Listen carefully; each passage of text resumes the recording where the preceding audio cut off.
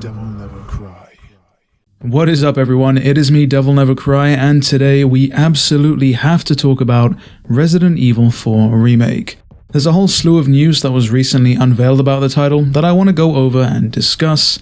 Not only that, but you can think of this video as a hype check, as the game at this point is only 7 weeks away. 7 weeks from now, we'll have Resident Evil 4 Remake in our hands, and once more we'll enter the world of survival horror, though that's kind of up for debate at this point, whether it is survival horror, but I digress. Let's get on to the news at hand. Before we move on, I ask that you like this video and consider subscribing. Not only does it help out with the algorithm, but it means you won't miss out on any future Resident Evil content. For those of you who are unaware, popular gaming outlet Game Informer are doing an entire cover story on Resident Evil 4 Remake that promises to be chock full of new information. The latest copy of Game Informer isn't out yet, however, details have begun to emerge already. The first of which pertains to Ashley. The developers have confirmed that Ashley now no longer has her own health bar.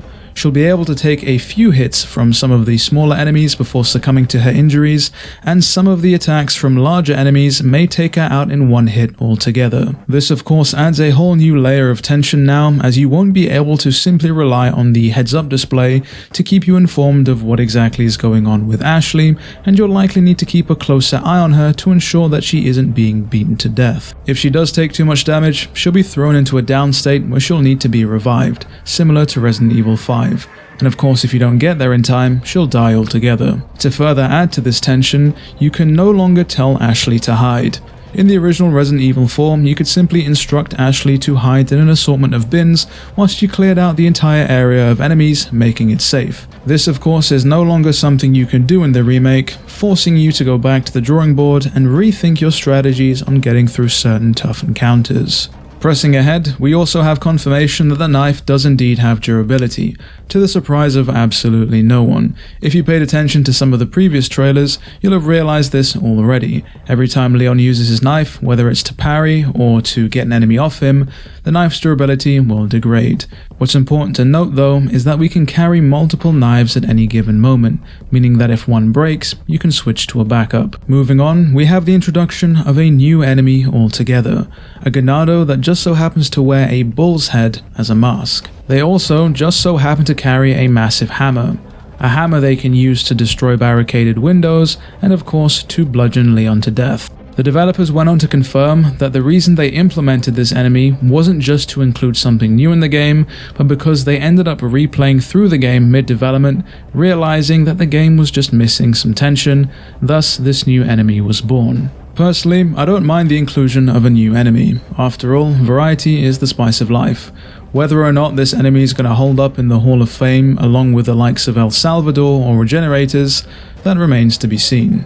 Along with that, we also got new information on the merchant, in the form of confirmation that you can indeed trade jewels with the merchant for things such as treasure maps, weapon attachments, and yellow herbs. For those of you worried that yellow herbs and health upgrades wouldn't be a thing, they are indeed. For those of you that like to eat snacks and drink your drinks through cutscenes, you can rest easy, as again, the developers have reiterated and confirmed that there won't be any mid-cutscene QTEs, and as such, they've decided to work those standard QTEs into the natural flow of gameplay itself. Again, if anybody's tuned into some of the previous interviews, this should come as no surprise, as they've alluded to this fact before.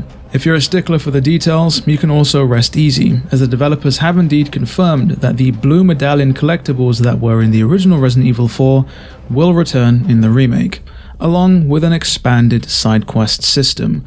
Throughout the game, you'll be able to find blue flyers located throughout the in-game environments that will point you towards new side quests that you can complete. Some of these include solving a puzzle and tracking down and eliminating specific enemies, with the rewards being treasures, which of course can then be traded in at the merchant for different items. Overall, like most of you watching this video, I'm incredibly hyped for Resident Evil 4 Remake. These changes aren't too egregious, they haven't pushed the boat out too far. I think most of them are quality of life changes that will serve to suit the longevity of this game over time, and I can't see anybody having a meltdown over them. We did get an extended look at the scenario where Leon and Luis defend themselves from an invasion of Ganado in that cabin, It looks like it's shaping up to be a great experience. And of course, I can't talk about Resident Evil 4 Remake without talking about the rain. A lot of people didn't like the rain and atmospherics that they showed off in that one clip, but in the extended clip where we have Leon and Luis and we see Leon outside in the rain, things don't look too bad. Of course, it is heavily stylized and not to everyone's taste, but I think it's something that I'll be able to overlook when I'm playing. With that said though, let me know your thoughts on Resident Evil 4 Remake and all of the news we've just gone over down in the comments section below. Are you still hyped for the game, or are you currently sitting on the fence about it? With all that said and done, it has been me, DevilNeverCry. I'd like to thank all of you for watching, and as always, I'll see you all next video.